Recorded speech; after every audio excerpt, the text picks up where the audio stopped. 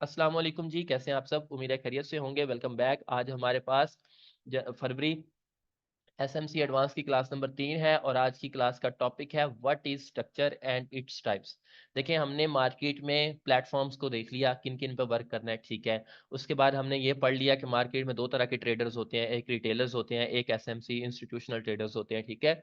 अब हमने आहिस्ता आहिस्ता इंस्टीट्यूशंस का नॉलेज गेन करना है, ठीक है। इंस्टीट्यूशंस का नॉलेज गेन करना है। देखें, ये 100% इंस्टीट्यूशंस का नहीं है और आपको दुनिया में किसी जगह भी नहीं मिलेगा। अगर कोई बंदा आपको दावा कर रहा है कि मेरे पास ऐसा नॉलेज है जो बिल्कुल इंस्टीट्यूशन का है, तो वो नहीं है।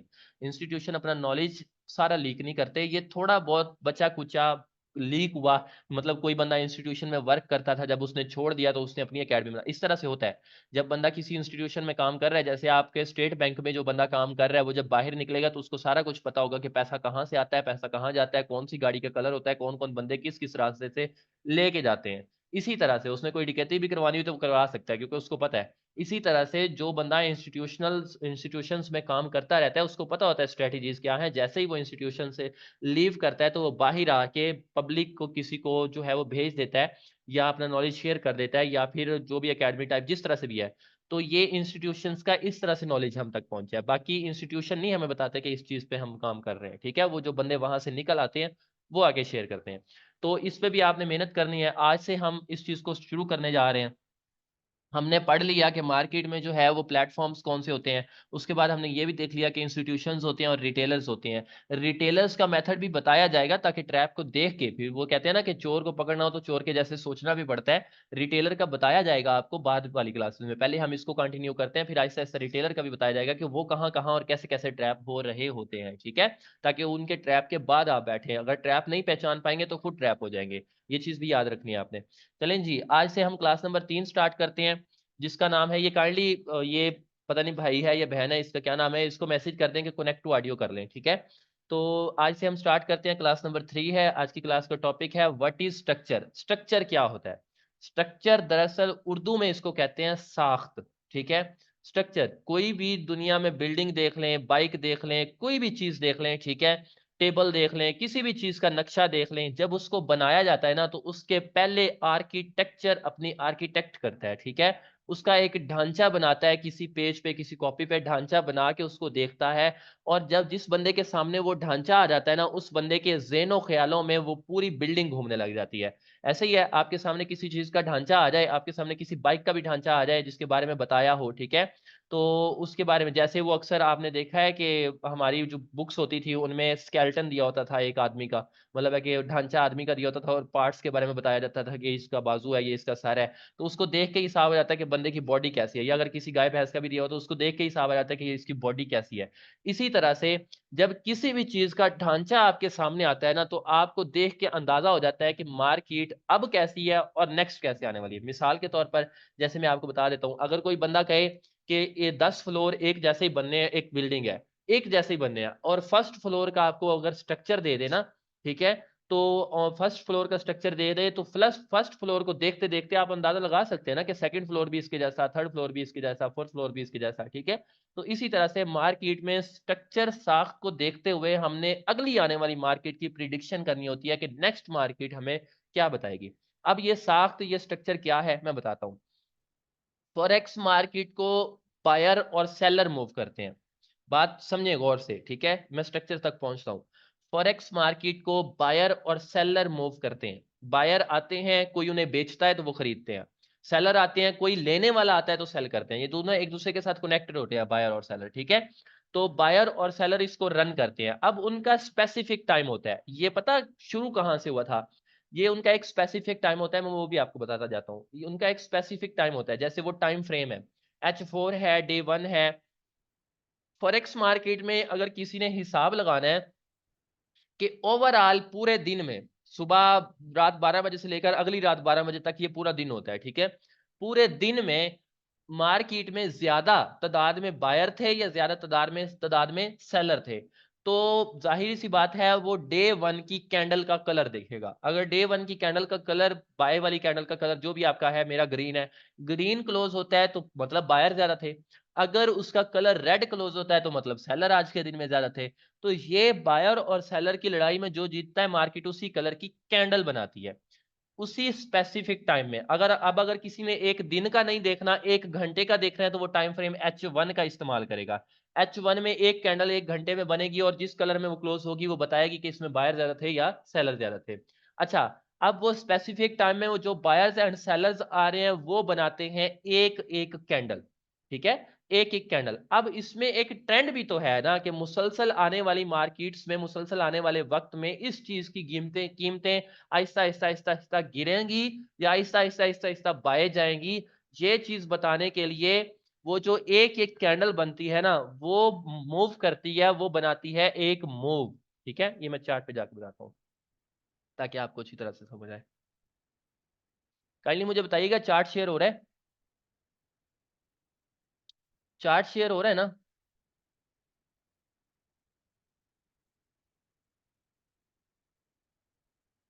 جی ٹھیک ہے، میں بتاتا ہوں.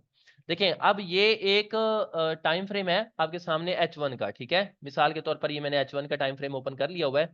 اچھا، یہاں پہ اگر آپ دیکھتے ہیں، ٹھیک ہے، یہاں پہ اگر آپ دیکھتے ہیں H1 کی ایک کینڈل مثال کے طور پر اس کو لے لو، یہ گرین کلوز ہوئی ہے. مطلب بتا رہی ہے کہ اس گھنٹے میں مسلسل بائر آئے ہیں، زیادہ تر بائر آئے ہیں جو یہ گرین کلوز ہوئی ہے. لیکن اگر H1 کی کینڈلز کافی ساری مل جائیں، یہ بھی مل جائے، یہ بھی مل جائے، یہ بھی مل جائے، کافی ساری اتنی مل جائے تو یہ ایک موو بنا دیا ہے اور پورا موو یہاں سے یہاں تک لے کر ہمیں یہی بتا رہا ہے کہ مارکیٹ بائے ہے.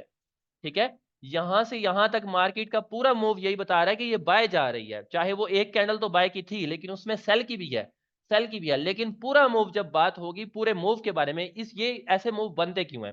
اب اگر آپ نے کبھی غور کیا ہو تو کبھی بھی ہسٹری میں ایسا نہیں ہوا کہ کسی چیز کی قیمت 50 روپے ہو اور اگلے دن آپ نے دیکھا یا ایک سال 50 روپے ہی رہی ہے، سال کے بعد حکومت نے اعلان کر دیا کہ جی اب اس کی قیمت 500 ہے یا اب اس کی قیمت 1000 روپے ہے. اسی طرح سے کبھی بھی قیمتیں ایک دم نہیں چڑھی، ایک دم سیل نہیں آئی یا ایک دم نہیں چڑھی. مطلب 50 سے ڈائریکٹ 5000 پہ نہیں جا سکتی. اس کا جو طریقہ کار ہوتا ہے نا، پاکستان کو تو نظام ہی الگ ہے نا، پاکستان کے بارے میں تو بات ہی نہ کریں اور نہ یہ مارکیٹ پاکستانی ہے. ٹھیک ہے، باہر والے ملکوں میں پتہ کیا ہوتا ہے، جب کسی چیز کی قیمتوں کو بائے جانا ہوتا ہے نا تو اس کے پہلے پورے پلانز ہوتے ہیں کہ ان کو بائے کیسے لے کے جانا ہے.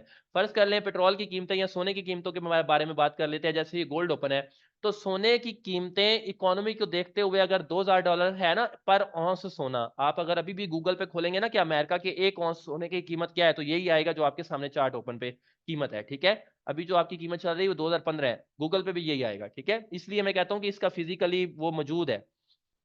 اچھا، تو اب میں بتاتا ہوں اگر $2000 ہے نا تو اگر مہنگا کرنا ہے تو $2000 سے 2020 تک جائے گا. 20 سے پھر واپسی آئے گا کیا کرنے؟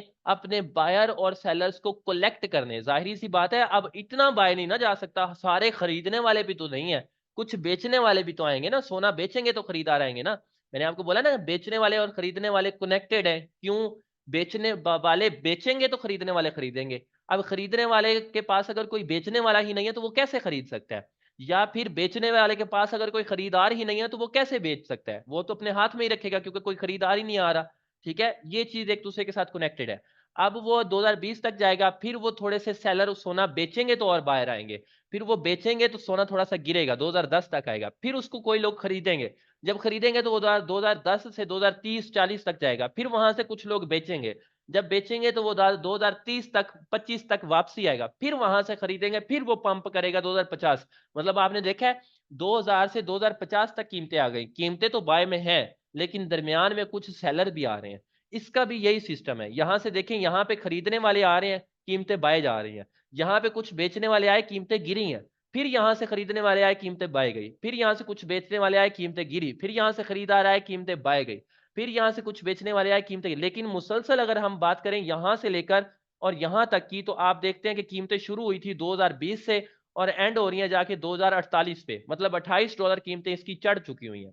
ٹھیک ہے، سیلر اس میں موجود ہے لیکن قیمتیں. اچھا، یہ دوبارہ چلتے ہیں سٹیپ بائی. بائر اور سیلر مل کے ایک کینڈل بناتے ہیں. ٹھیک ہے، اسپیسیفک ٹائم میں کافی ساری کینڈلز مل کے ایک موو بناتی ہیں. یہ موو بن گئی ہے. ٹھیک ہے، یہ ایک موو بن گئی ہے. اور کافی ساری مووز مل کے نا، کافی ساری مووز مل کے ایک کمپلیٹ ٹرینڈ بناتی ہیں. جیسے اس میں بات کر لیں کہ یہاں سے لے کر یہاں تک ایک ٹرینڈ ہے اور یہ ٹرینڈ بھی اس کا بائی کا ہی ہے یہاں سے یہاں تک, ٹھیک ہے, مثال کے طور پر یہ ایک ٹرینڈ ہے, لیکن اگر اس کے درمیان میں ہم مووز کی بات کریں, ٹھیک ہے, تو یہ اگر مووز کی بات کریں تو یہ ایک موو ہے, ٹھیک ہے, یہ, اور یہاں تک لگا رہے ہیں, یہ پھر دوسری موو ہے, یہ پھر تیسری موو ہے, یہ پھر چوتھی موو ہے, یہ پھر پانچویں موو ہے, یہ پھر چھٹی موو ہے, یہ ساتویں ہے, یہ آٹھویں ہے. مطلب اس میں کافی کینڈلز اپس اینڈ ڈاؤنز جو لگا رہی ہیں نا, یہ ساری اس میں مووز ہے, ٹھیک ہے, یہ. لیکن ٹرینڈ اگر سارے میں بات کریں نا تو وہی بولش ہے. ایک کینڈل, ایک بائر اور سیلر مل کے ایک کینڈل بناتے ہیں, کافی ساری کینڈلز مل کے ایک موو بناتی ہیں, ٹھیک ہے, کافی ساری مووز مل کے ایک ٹرینڈ بناتی ہیں, کافی ساری مووز مل کے ایک ٹرینڈ بناتی ہیں. اب آپ کو ٹرینڈ کا کلیئر ہو گیا کہ مارکیٹ میں ٹرینڈ کیسے بنتا ہے. جلدی سے مجھے بتائیں تاکہ میں نیکسٹ جو ہے وہ ڈسکس کروں. یہ ٹرینڈ کا کلیئر ہو گیا, جلدی سے بتائیں, جلدی سے.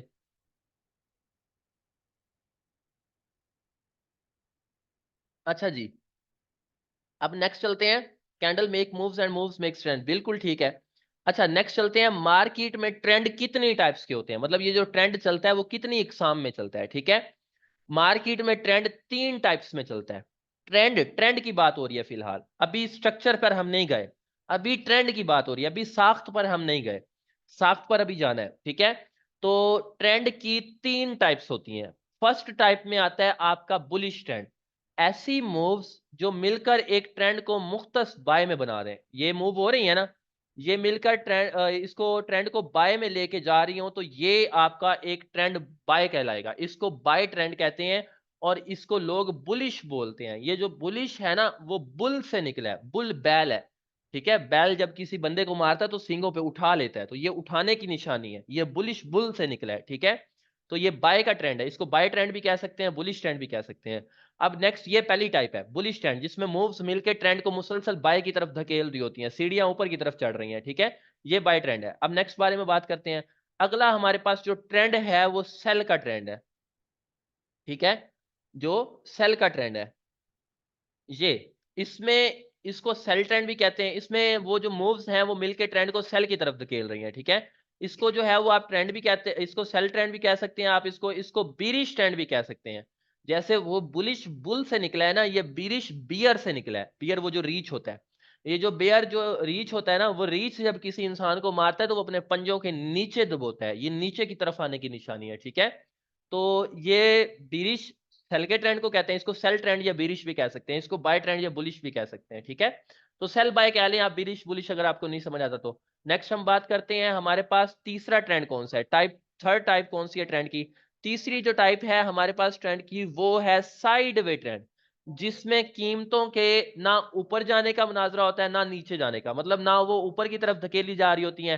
یہاں قیمتیں جو ہے وہ $2000 سے چڑھی 2020 پہ چلے گی, وہاں سے گھری واپسی 2000 پہ آ گئی, وہاں سے گری واپسی 2020 21 22 یا 20 تک چلے گی, واپسی آئی پھر جو ہے وہ 2018 20, مطلب یہی درمیان میں جو ہے وہ اسی قدر جو ہے وہ درمیان میں گھومتی رہتی ہیں, قیمتیں نہ اوپر جا پاتی ہیں نہ نیچے جا پاتی ہیں. اس کو ہم کہتے ہیں سائیڈ وے, مطلب یہ ایک سائیڈ میں چلتا ہوا ٹرینڈ ہے, درمیان میں چلتا ہوا ٹرینڈ ہے, ٹھیک ہے, درمیان میں چلتا ہوا ٹرینڈ ہے. یہ اب آپ نے سمجھ لیا, بائر اور سیلر مل کے کینڈل بناتے ہیں, کینڈلز مل کے موو بناتی ہیں, مووز مل کے ٹرینڈ بناتی ہیں. ٹرینڈ کی 3 اقسام ہیں, پہلی ٹائپ بلش ٹرینڈ ہے, بائی ٹرینڈ, دوسری ٹائپ سیل ٹرینڈ ہے, تیسری ٹائپ سائیڈ وے ٹرینڈ ہے. یا اگر یہ موو بڑی بڑی ہو نا, جیسے یہ بڑی بڑی ہے, تو اس کو آپ سائیڈ وے کہتے ہیں. اگر یہی چھوٹی چھوٹی مووز ہو نا, مطلب 2-3 کینڈل اوپر 2-3 نیچے 2-3 اوپر 2-3 نیچے یوں کھڑی ہو جائے, تو اس کو آپ کہتے ہیں رینج. یہ بھی رینج ہے, ٹھیک ہے, اکثر آپ نے رینج کا لفظ بھی سنا ہوگا, رینج اس کو بولتے ہیں, ٹھیک ہے. یہ رینج ہوتی ہے جس میں موو چھوٹی چھوٹی ہوتی ہیں, اور یہ بڑا سائیڈ وے ٹرینڈ ہوتا ہے جس میں موو بڑی بڑی ہوتی ہیں. یہ جو رینج ٹائپ ہوتی ہے اس میں ہماری کوئی ٹریڈ نہیں ہوتی, اس رینج سے نکلنے کا ہم نے انتظار کرنا ہوتا ہے, کیونکہ کوئی پتہ نہیں ہوتا کہ قیمتیں یہاں سے بائی جائیں گی یا سیل جائیں گی. اور اگر یہ بڑا سائیڈ وے ٹرینڈ ہو, لیگز بڑی بڑی ہوں اور ایک رینج ٹائپ میں ہو لیکن لیگ بڑی بڑی ہے, تو اس میں ہم ٹریڈ کر سکتے ہوتے ہیں. یہ فیوچر میں پتہ چلے گا کیسے کر سکتے ہیں, ٹھیک ہے, آنے والی کلاسز میں. اچھا جی, اب ٹرینڈ تک سب کو سمجھ آ گئی ہے, تو سٹرکچر پہ چلیں. سٹرکچر کیا ہوتا ہے, ساخت کیا ہوتی ہے, جلدی سے مجھے بتائیں. یہ ٹرینڈ تک سب کو کلیئر ہو گیا, اس کی تینوں ٹائپس کلیئر ہو گئی ہیں. یہ میں چارٹ پہ دکھا دوں گا تینوں ٹائپس کو, ٹھیک ہے, ابھی چارٹ پہ دکھا دوں گا, مزید کلیئر ہو جائے گا. اچھا, اب کہتے ہیں کہ واٹ از سٹرکچر, ٹھیک ہے. اب کہتے ہیں کہ واٹ از سٹرکچر. یہ جو ٹرینڈ بن رہا ہے ٹھیک ہے ٹھیک ہے. یہ جو ٹرینڈ بن رہا ہے, ٹرینڈ, یہ جو اوپر کی طرف ٹرینڈ جا رہا ہے یا نیچے کی طرف ٹرینڈ آ رہا ہے, اس کی مووز کو پڑھنا, مطلب اس کی مووز کے بیہیویئر جو ہوتا ہے نا, بیہیویئر, اس کو, 1 منٹ اذان آ رہی ہے, اذان کا ویٹ کریں پلیز.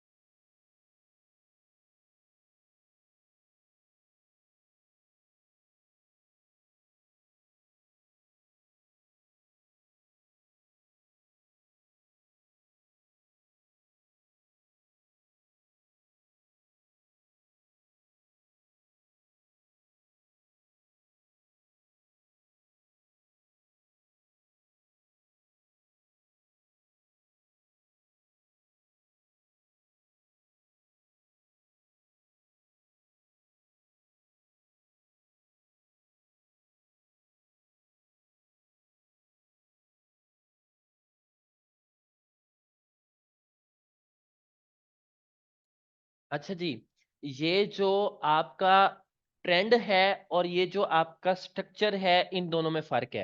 حالانکہ سٹرکچر کی بھی دو ٹائپس ہی ہیں, بلی سٹرکچر اور بیری سٹرکچر. ٹھیک ہے, سٹرکچر بھی دو طرح کے ہوتے ہیں, بلی سٹرکچر اور بیری سٹرکچر, لیکن ٹرینڈ میں اور سٹرکچر میں فرق ہے. اب اس میں فرق کیا ہے؟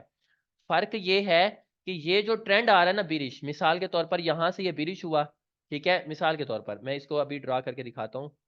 یہ سٹرکچر, اگر ہم سٹرکچر کو ریڈ کریں تو سٹرکچر یہاں سے یہ بیرش آ رہا ہے, ٹھیک ہے, مثال کے طور پر یہ درمیان میں تھوڑا سا بلش ہو گیا, ٹھیک ہے, یہ تھوڑا سا بائی میں چلا گیا, پھر تھوڑا سا سیل میں آنے لگ گیا, ٹھیک ہے. یہ سٹرکچر جو ہے نا, یہاں پہ سٹرکچر کی دونوں ٹائپس موجود ہیں, مطلب بیرش بھی موجود ہے, بلش بھی موجود ہے, سٹرکچر کی اگر ہم بات کریں. لیکن اگر ہم ٹرینڈ کی بات کریں تو ٹرینڈ پھر سیل میں ہے. ٹرینڈ میں اور سٹرکچر میں یہ فرق ہے کہ ٹرینڈ ہم اوور آل دیکھتے ہیں کہ مارکیٹ اوور آل سیل جا رہی ہے یا اوور آل بائی جا رہی ہے, اور سٹرکچر میں ہم اس ساخت کو ریڈ کرتے ہیں کہ یہ جو ساخت چل رہی ہے یہ سیل میں ہے یا بائی میں ہے. اس ساخت میں ہم سیل ٹریڈ کرتے ہیں, یہ پھر تھوڑا سا جو بائی ہوا ہے اس ساخت میں ہم بائی ٹریڈ کرتے ہیں, اور پھر یہ جو تھوڑا سا سیل ہوا ہے اس ساخت میں ہم دوبارہ سیل ٹریڈ کرتے ہیں. سٹرکچر میں اور ساخت میں تھوڑا سا اس میں سٹرکچر میں اور ٹرینڈ میں تھوڑا سا فرق ہے. ٹرینڈ اوور آل موو کو دیکھتے ہیں کہ مارکیٹ اپ ڈاؤن ہوتی ہوتی جا کدھر رہی ہے یہ, اور سٹرکچر جو ہے وہ اس کے چھوٹے چھوٹے مووز کو پڑھنے کو کہتے ہیں کہ مارکیٹ اب ان مووز میں کیا کر رہی ہے. ٹھیک ہے, سٹرکچر کی دو ٹائپس ہیں. ایک ہمارے پاس میجر سٹرکچر ہے, مطلب مثال کے طور پر یہ سیل آ رہا ہے نا, تو اس کے اندر ایک میجر چیز ہوگی, ٹھیک ہے, یہ سٹرکچر کی پہلی ہے. اب اسی کے اندر یہ مووز بڑی بڑی ہوگی. اسی کے اندر سٹرکچر کی دوسری ٹائپ ہے مائنر سٹرکچر. اس کے اندر یہ چھوٹی چھوٹی مووز ہوں گی, مارکیٹ آ تو رہی ہوگی لیکن چھوٹی چھوٹی مووز لے کے, اس طرح سے.